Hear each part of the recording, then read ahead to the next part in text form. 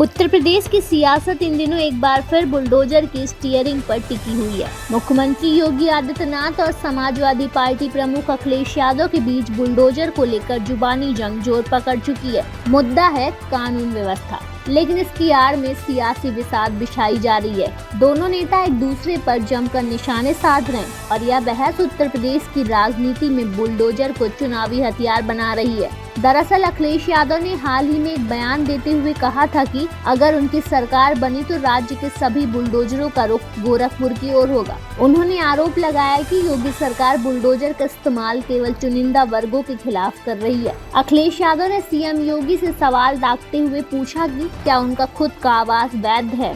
उन्होंने सरकार पर निशाना साधते हुए कहा कि बुलडोजर का इस्तेमाल सरकारी तंत्र से डराने के लिए किया जा रहा है और यह संविधान की भावनाओं के खिलाफ है। मुख्यमंत्री योगी आदित्यनाथ ने इस पर पलटवार करते हुए कहा कि बुलडोजर की स्टीयरिंग हर किसी के हाथ में सेट नहीं हो सकती। उन्होंने अखिलेश यादव को माफिया समर्थक करार देते हुए कहा कि जो लोग माफियों के आगे नाक रगड़ते थे वो बुलडोजर नहीं चला सकते। बुलडोजर पे हर एक व्यक्ति के हाथ नहीं फिट हो सकते,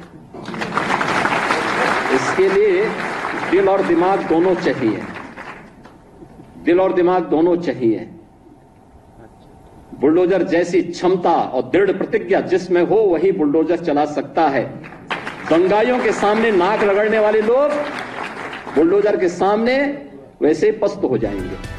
योगी ने अपनी सरकार की कानून व्यवस्था और माफियों के खिलाफ की गई कार्रवाई की तारीफ करते हुए कहा कि उनकी सरकार ने अपराधियों पर नकेल कसने का काम किया है। अब सवाल ये उठता है कि आगामी उपचुनावों में बुलडोजर का मुद्दा सबसे बड़ा चुनावी मुद्दा बनने जा रहा है। क्या योगी सरकार इसे कानून व्यवस्था की सफलता के प्रतीक के रूप में पेश करेगी या फिर अखिलेश यादव इस मुद्दे को भेदभाव और तानाशाही के उदाहरण के रूप में जनता के सामने रखेंगे। सियासी जानकारों की माने तो बुलडोजर यूपी की राजनीति का एक प्रतीक बन चुका है। योगी सरकार ने इसे माफिया और अपराधियों के खिलाफ एक सख्त संदेश के रूप में इस्तेमाल किया है, तो वहीं विपक्ष इसे सरकारी दमन और भेदभाव की नीति करार दे रहा है। अखिलेश यादव ने हाल ही में एक और बयान दिया जिसमें उन्होंने कहा कि बुलडोजर में दिमाग नहीं होता, सिर्फ स्टीयरिंग होती है। अब यह स्टीयरिंग कब दिल्ली की ओर मुड़ जाए यह जनता तय करेगी। उनका इशारा सीधा सीधा योगी आदित्यनाथ की राजनीति और उनके प्रधानमंत्री पद की महत्वाकांक्षाओं की तरफ था।